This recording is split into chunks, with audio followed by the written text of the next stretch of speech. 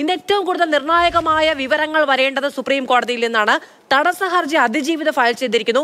സർക്കാർ ഈ കാര്യത്തിൽ കോടതിയെ സമീപിക്കാനൊരുങ്ങുന്നു. സാധാരണഗതിയിൽ സർക്കാർ ഇത്തരത്തിലൊരു കേസിലൊക്കെ കോടതിയിൽ ഇടപെടൽ നടത്തേണ്ടത് നോട്ടീസ് കിട്ടിയതിനൊക്കെ ശേഷമാണ്. പക്ഷേ കേരള പോലീസിനെ ഇരുട്ടത്ത് നിർത്തിക്കൊണ്ട് മുൻകൂർ ജാമ്യം സുപ്രീം കോടതിയിൽ നിന്ന് നേടി സിദ്ദിഖ് സുരക്ഷിതനാകുന്ന ഒരു സാഹചര്യം എന്ന് പറയുന്നത് വലിയ നാണക്കേട് ക്ഷണിച്ചു വരുത്തുന്ന ഒന്നാണ്. അതിന്റെ ഒരു ജാഗ്രത കോടതിയിലെങ്കിലും സർക്കാർ സ്വീകരിക്കുന്നുണ്ടോ?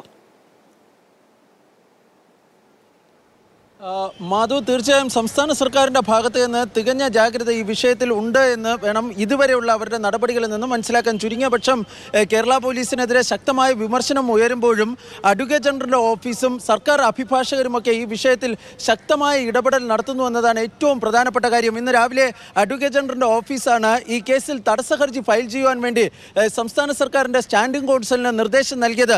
തുടർന്ന് ഈ കേസിൽ മുൻ സോളിസിറ്റർ ജനറലും രാജ്യത്തെ പ്രമുഖ ക്രിമിനൽ അഭിഭാഷകരിൽ ഒരാളുമായ രഞ്ജിത് കുമാറിനോ അതല്ല എങ്കിൽ മുൻ അഡീഷണൽ സോളിസിറ്റർ ജനറലും ദീർഘകാലം CBIയുടെ അഭിഭാഷകനുമായിരുന്ന ഹരേൻ പി റാവലിനോ ഹാജരാക്കുവാൻ വേണ്ടി സർക്കാർ തലത്തിൽ തീരുമാനമുണ്ടായത്. ഇതിൻ്റെ അടിസ്ഥാനത്തിൽ ഈ കേസുമായി ബന്ധപ്പെട്ട രേഖകൾ ഇന്ന് ഉച്ചയ്ക്ക് ശേഷം ഈ രഞ്ജിത് കുമാറിന് കൈമാറുമെന്നാണ് ലഭിക്കുന്ന വിവരം.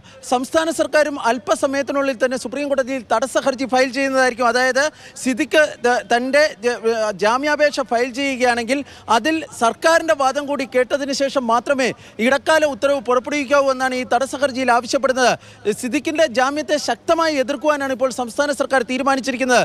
സിദ്ദിഖിന് വേണ്ടി ഫയൽ ചെയ്യുന്ന ഹർജിയിൽ ഈ കേരള ഹൈക്കോടതി പറഞ്ഞ ചില കാര്യങ്ങൾ നീക്കണമെന്ന് ആവശ്യപ്പെടുവാനുള്ള ഒരു സാധ്യതയുണ്ട്. അതുകൂടി മുന്നിൽ കണ്ടുകൊണ്ടാണ് ഇപ്പോൾ സർക്കാരിൻ്റെ ഭാഗത്ത് നിന്ന് ഇത്ര ശക്തമായ ഒരു നീക്കം ഇപ്പോൾ സുപ്രീം കോടതിയിൽ ഉണ്ടാകുന്നതെന്നാണ് കരുതപ്പെടുന്നത്. ഈ കേസിലെ അതിജീവിതയും സുപ്രീം കോടതിയിൽ തടസ്സ ഹർജി ഫയൽ ചെയ്തിട്ടുണ്ട്. അവർക്ക് വേണ്ടി പ്രമുഖ അഭിഭാഷകരായ ബൃന്ദ ഗ്രോവർ അതല്ല എങ്കിൽ ഒരുപക്ഷെ ഇന്ദിരാ ജയ്സിംഗോ തന്നെ ഹാജരാകുവാനാണ് സാധ്യത.